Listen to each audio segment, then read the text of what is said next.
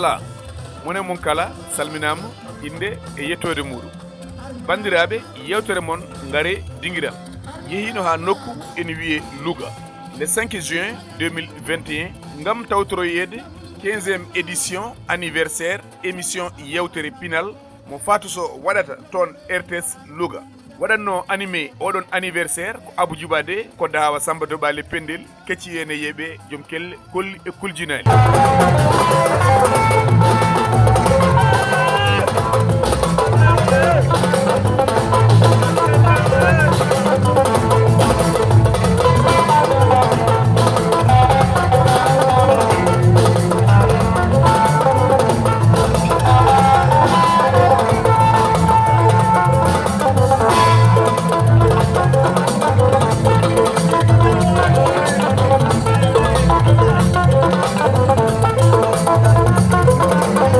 waɗi no wowi wadde so wadde spectacle multidimensionnel. bandiraɓe kala dañi hen weltare. oɗon gandi yimɓe jooɗima hitande fawde activité culturel foof ene joña gam covid-19. Abou Djouba no teskira e dande welde musique jooɗiɗo o wi koɗo wonno woni eyyi koɗo wonno woni hay on ñande o holliri nalankagal ngal e mbawka makko koɗo wonno woni. oɗon anniversaire émission yewtere pinal mo Fatoumata Sow waɗata toon e Louga hilifaɓe hewɓe teskama toon. wonno parrain oɗon anniversaire ko Moustapha Diop ministre maire Louga, Moussa Siksamba Sow conseiller économique et social et environnemental, biteɗo Dembel Dembarou Sow on ko maire ban, Moussa Sow président COJER tawtorama oɗon anniversaire haali hen haalullaji tiɗɗi. mi salmini hilifeɓe diine ɓe wonɓe nokku he e hilifeɓe aada ɓe.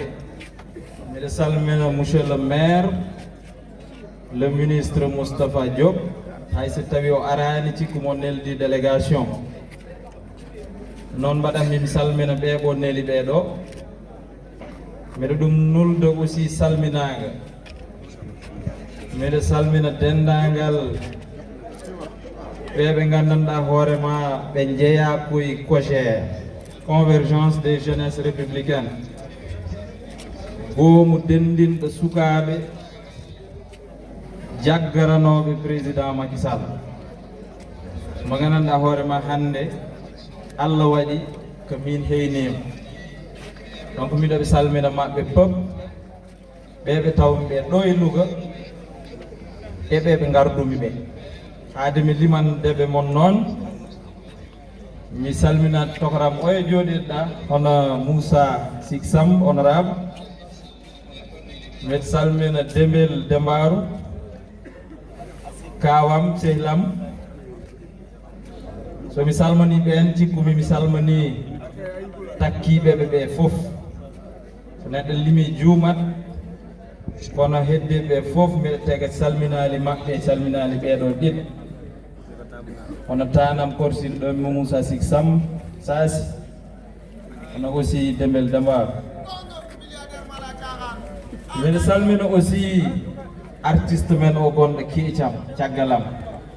o parnorto ɗen ko o woni neɗɗo men ko o weeli men. eɗen foti noon ɓurtinnade e o mo gandanɗa hoorema kanko woni naalanke men kanko weeli men. enen fulɓe noon hen saahaji heɗen belsani kono dañɓe Abou Djouba de wallahi dañi koɓe keeɗi.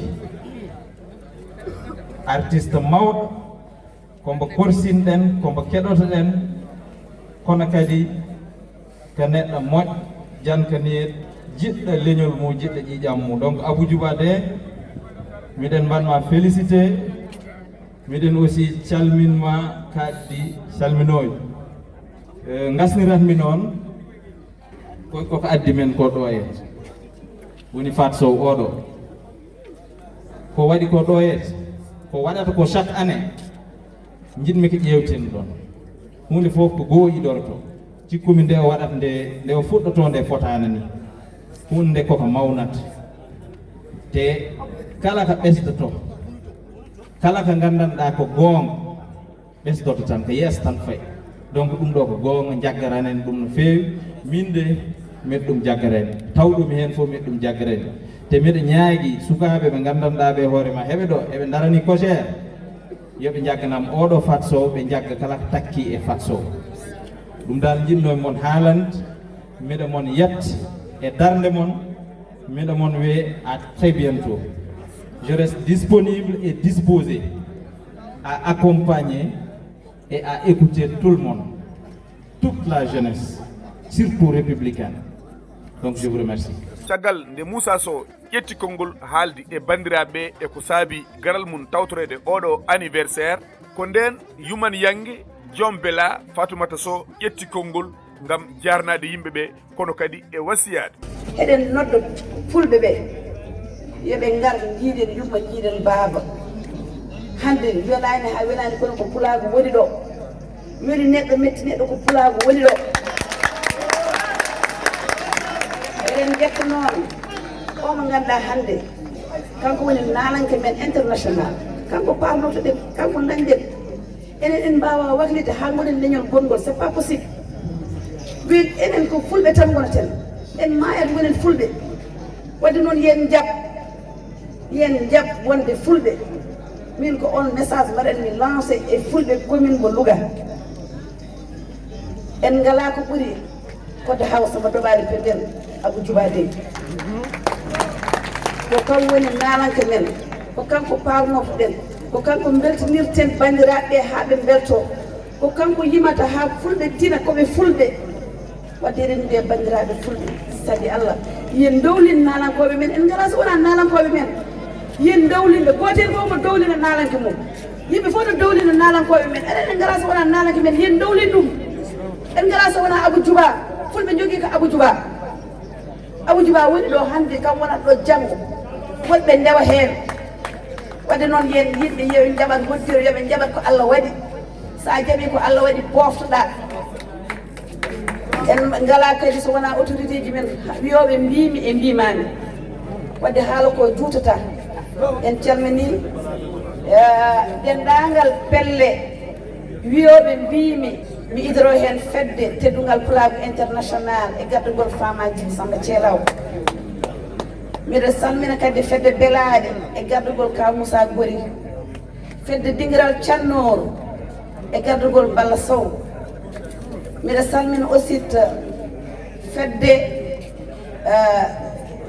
yontaɓe mettitaki pelle ɗe no kewi machallah somi limti tan mami yana felore fedde aussi jofde aynaɓe kamɓe fof ɓe calminama e kuuɓal pelle ɗe fof machallah ɓe gari ɓe kolliri kadi weltari mumen mbiɗa salmina aussi les femmes leaders de Louga présidente mumen nani ɗo jooɗi Ami Sey mi salmini kala mo jejjiɗo yo yaafoni mbiɗa salmina aussi ɓeɓe ganduɗa ko kamɓe gondumi guila puɗɗimi programme o Baccel Bamon Yaya Diata Ramata Biti Mignam ɓen fof mbiɗa salmina aussi mes belles sœurs mes sœurs de sang mbiɗa salmina dendagal kadi ummiɓe Linguére ɓiɓɓe yummiɓam ummiɓe Linguére kamɓene mbiɗa ɓe salmina ɓiɓɓam woni famille Adjaratou Guérel Sow famille Djougoudir e famille Altine ko ɓe tan goni ɗo ɓen goni sukaɓe nawɗumo Duulel toon to Jolof wadde mi salmini on mi juurima on fedde taniraɓe bami Patou mi salmini on mi salmini dendagal jooɗi ɗo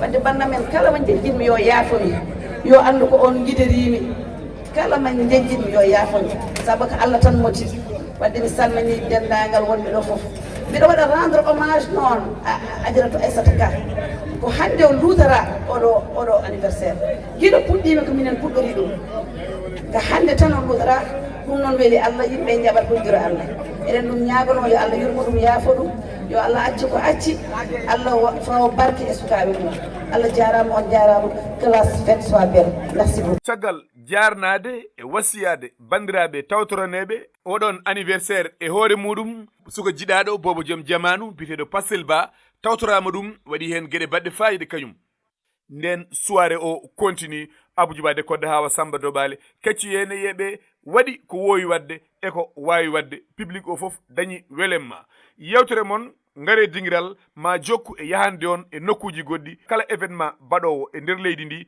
ha ɗo ɓuuri woɗɗude ma yewtere mon ngare dingiral tawtore bandiraɓe min dokka mon aadi lawol gongol